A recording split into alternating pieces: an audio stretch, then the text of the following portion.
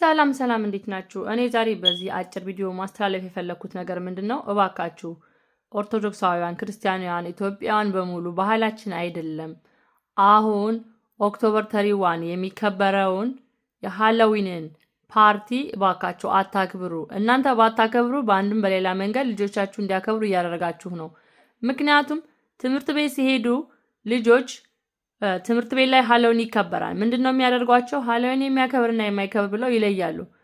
እናንተ ካልተናገራችሁ ለትምህርት ቤቱ ልጆቹ ሃሎዊን እያከበሩ ነው። ለሃሎዊን ማክበሪያ ካንዲና ቸኮሌት ይዘው እየሄዱ ነው። ለምንድነው ካንዲና ቸኮሌት ገዝታችሁ የምትሰጡት? ለምንድነው የሃሎዊን ልብስስ ለብሰው እንዲያከብሩ ልብስስ ገዝታችሁ የምትሰጡት? ምንድነው ከዚህ ባህል የሚያገኙት? ይሄ እኮ አምልኮ ነው። እናንተ ክርስቲያኑ ናችሁ፣ የተለያየ እምነት ተከታይ ሆናችሁ ከእምነታችሁ ውጭ የሆነ ነገር ሲካሄድ ለምንድነው እሱን በተዛዋሪ መንገድ እየደገፋችሁ እኮ ነው ሳታውቁት። እባካችሁ አናከብርም ማለት መብታችሁ ነው፣ ትችላላችሁ፣ ማንም አያስገድድም። እነሱ ግን ፎርስ ያደርጋሉ በተዛዋሪ መንገድ ልጆቹ እንዲወዱት ከረሜላ በመስጠት የሃሎዊን ልብሱን ፈኒ ነገሮች በመፍጠር ምን ማለት ልጆቹ እንዲወዱት ያደርጋሉ። እናንተ ደግሞ ከነሱ በተቃራኒው ስማርት ሆናችሁ ልጆቻችሁን ሴፍ ማድረግ አለባችሁ። ምንድነው የሰይጣን የርኩስ መንፈስ እኮ ወደ ልጆቻችን አምሮ እያመጡ ነው፣ እያስገቡ ነው። እባካችሁ ልጆቻችሁን አንዳንድ ትምህርት ቤቶች የግል ትምህርት ቤቶች ሃሎዊን በሚከበርበት ሰዓት ከዚህ ሰዓት እስከዚህ ሰዓት ነው የሚከበረው እና ማታከብሩ ከሆነ ልጆች የማያከብሩ ከሆነ ልጆቻችሁን መውሰድ ትችላላችሁ ብለው ወረቀት ይልካሉ። ብዙ ጊዜ አይቻለሁ እኔ።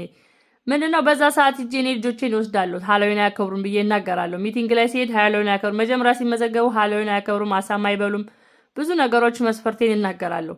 ያን ደግሞ ያከብራል ትምህርት ቤቱ እና እናንተ ደግሞ ያን ነው ማድረግ ያለባችሁ። የሃሎዊን ሰዓት ሲደርስ ልጆቻችሁን ሄዳችሁ መውሰድ ነው ያለባችሁ። በዛች ሰዓት እናንተ ምንድነው የምትሰሩት? በዛች አንድ ሰዓት ላይ እነሱ ሃሎዊን ሲያከብሩ ምን እንደሚያጋጥማቸው አታውቁም። እና እናንተ ግን ሌላ ስራ ቅዳቅዳችሁበት ሊሆናል። ይቅር፣ ሁሉም ነገር ከልጅ አይበልጥም፣ ከሃይማኖታችሁ አይበልጥም። እና እባካችሁ ልጆቻችሁን ሃሎዊን በሚከበርበት ሰዓት ቀድማችሁ ሄዳችሁ ሰዱ።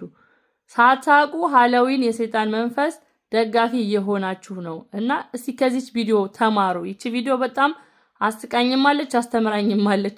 እንስሳዋ እንኳን ስትጠላ ሰይጣን አይገርማችሁም?